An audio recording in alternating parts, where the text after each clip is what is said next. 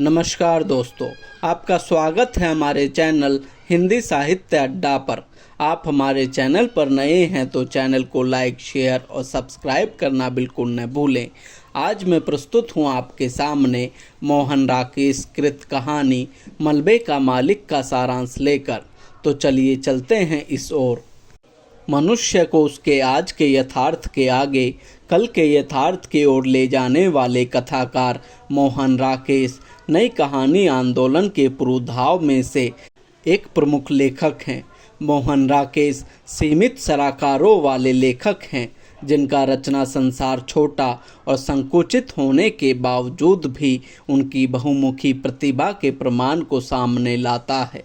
अपनी पीढ़ी के दूसरे लेखकों की तरह मोहन राकेश के लिए भी राजनीतिक स्वतंत्रता और देश विभाजन दो ऐसी गणनाएं थी जिनका तात्विक एवं आधारभूत प्रभाव उनकी रचनाओं में अनिवार्य था।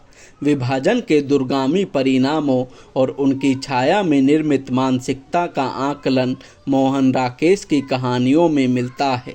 वास्तव में एक सीमा तक स्वयं मोहन राकेश भी उस विभीषिका के शिकार थे। इस विभाजन की यातना और अपने निजी अनुभव के रूप से उपजी कहानी का उदाहरण मलबे का मालिक है। मलबे का मालिक मोहन राकेश की विशिष्ट रचना है। मूल विचार सूत्र से देखा जाए तो मलबे का मालिक कहानी राजनीति द्वारा खींची गई दीवारों के आर पार मनुष्य की पीड़ाओं के समान होने की तथा सबसे अधिक दंडित होने की त्रासदी का चित्र है। घटनाक्रम की पृष्ठभूमि में देश का विभाजन है। विभाजन के 7.5 साल बाद हॉकी मैच देखने के बहाने से सीमा पार से लोगों की एक टोली अमृतसर आई है। उनके आने का असली कारण अपने छूट गए घरों और बाजारों को एक बार फिर देख पाने का चाव ही है। कहानी के आरंभ में अमृतसर के बाजारों का चित्र उकेरा गया है, जो कि आगंतुकों को पूर्व दीप्ति की ओर ले जाते हैं। इन्हीं बाजारों में से एक बांस बाजार भी है। बाजार में एक त्रासदी की कसक और कचोट का एहसास है। विभाजन के दौरान बांस बाजार में लगी आग ने आसपास के घरों को बगैर हिंदू मुस्लिम भेदभावों के साथ दोनों ओर के घरों को जलाया था और अब बन रही नई इमारतों के बीच मौजूद मलबे के भेद विभाजन की त्रासदी को क्षणिक तौर पर जीवंत कर देते हैं। पाकिस्तान से आए लोगों में एक गनी मियाँ है, जो कि कहानी में उपस्थित मलबे के मालिक हैं। वह वृद्ध मुसलमान है जो संयोगवश विभाजन से पहले शहर के बाहर चला गया था। विभाजन के दंगों में वह अपना परिवार खो चुका था। बुढ़ापे में इस त्रासदी को सहता हुआ अब वह एक बार अपना घर देख लेने की इच्छा से वापस आकर पाता है कि घर की जगह मलबे का ढेर है और वह स्वयं एक अजनबी हो चुका है। प्रचलित आतंक अफवाह के बीच पहले उसे बच्चे उठाने वाला भी समझ लिया जाता है, लेकिन फिर गली के लोग उसे पहचान लेते हैं। उसके घर पर मोहल्ले के दादा रखे पहलवान की नज़र थी और गनी मियाँ के बेटे की सपरिवार हत्या के लिए भी वही जिम्मेदार है। पिछले 7.5 सालों से वही अपनी दादागिरी के बल पर स्वयं को इस मलबे का मालिक समझता है और मोहल्ले वालों से यही मनवाता चला आ रहा है। गनी मियाँ इसके भीतरी पेंच को नहीं जानता। वह घर को जिस हालत में देखता है उसे यकीन नहीं होता कि वह उसका मकान है, जिसको उसने बड़ी चाव से बनवाया था, परंतु उसे यकीन नहीं था कि उसका घर जर्जर अवस्था में हो सकता है। वह घर की टूटी चौखट से सिर लगाकर रोता है और फिर उसी रखे पहलवान से गले मिलकर रोता है, क्योंकि उसके बेटे चिरागदीन को सबसे ज़्यादा भरोसा पहलवान रखा पर ही था। गनी मियाँ के इस भरोसे और आत्मीयता की अभिव्यक्ति से रखे पहलवान के भीतर पता नहीं क्या होता है कि उसे पसीने छूट जाते हैं, मुंह सूख जाता है और रीढ़ की हड्डी को सहारे की ज़रूरत होने लगती है। गनी मियाँ वापस लौट जाता है, लेकिन उसके आने और चले जाने के बीच कुछ ऐसा घटित होता है कि मोहल्ले में रिश्तों का समीकरण बिगड़ जाता है। अब मोहल्ले में रखे पहलवान का रौब और दबदबा भी खत्म हो गया है, क्योंकि गनी मियाँ के कातर रुदन में उसके भीतर भी बहुत कुछ बदल गया है। मोहल्ले के लोगों के साथ साथ खुद रखे ने भी अपने व्यक्तित्व के एक ऐसे पक्ष से परिचय पाया है जिसके लिए वह अत्यधिक शर्मिंदा है। वह आज तो सेहत के नुस्खे बताए वैष्णो देवी यात्रा का वर्णन सुना रहा है जो उसने 15 साल पहले की थी।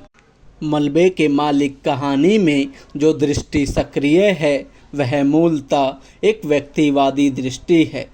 गनी मियाँ की तरह बहुत लोगों ने अपने परिवार तथा रिश्तेदारों को इस विभाजन का शिकार होते देखा होगा। विभाजन की इस त्रासदी के फलस्वरूप और दूसरे लाखों लोगों की तरह इनका अपना वह वतन छूट जाता है जहाँ से जुड़ी स्मृतियाँ उनकी रगों में बहने वाले खून का जरूरी हिस्सा बन चुकी है।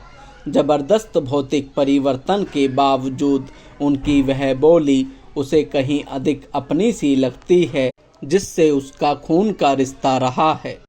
ध्वस्त घर के एक जले हुए दरवाजे की चौखट अभी बाकी है और मलबे के भीतर से अचानक आ गिरे केंचुए के रूप में पास से बहते हुए पानी और भीतर छुपे मच्छरों की आवाज़ में वहाँ का जीवन सरसरा रहा है।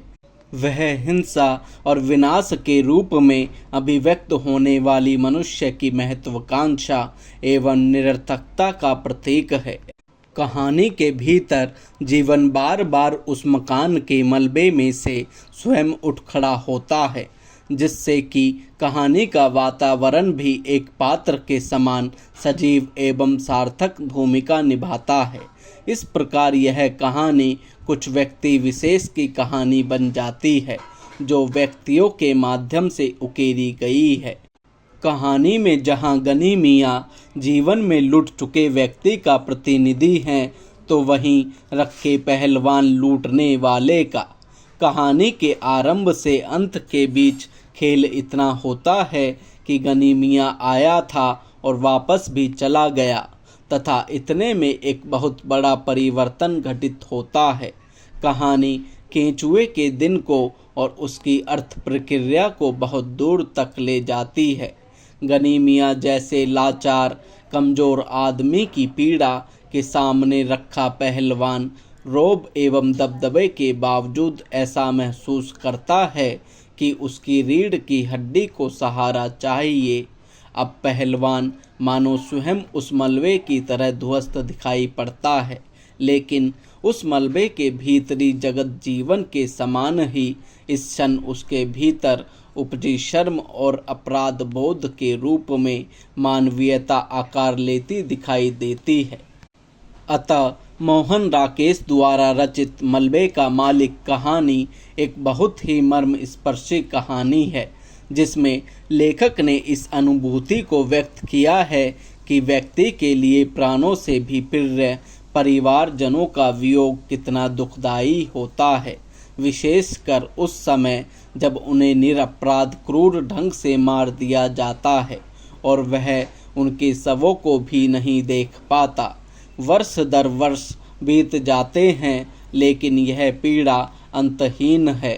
प्रस्तुत कहानी में अब्दुल गनी मियाँ पाकिस्तान चला गया था, लेकिन उसका बेटा इस जिद पर अड़ा रहा कि वह नया मकान छोड़कर नहीं जाएगा। कहानी में भोले गनी मियाँ की इस गलतफहमी पर दुख और अफसोस होता है कि वह अपने परिवार के हत्यारों को भी नहीं पहचान पाता, लेकिन फिर लगता है कि अच्छा ही हुआ जो उसे वास्तविकता पता नहीं चली। कहीं वास्तविकता जानकर उस गली से जीवित जा पाता भी या नहीं, संदेह के घेरे में है। कहानी बहुत ही संवेदनापूर्ण है। कहानी में गनी की पीड़ा का आसानी से साधारणीकरण होता है और वह हम सबकी पीड़ा बन जाती है। ऐसी ही और वीडियो देखने व सुनने के लिए जुड़े रहिए हमारे चैनल से। साथ ही इस वीडियो को पूरा सुनने के लिए आपका बहुत बहुत धन्यवाद।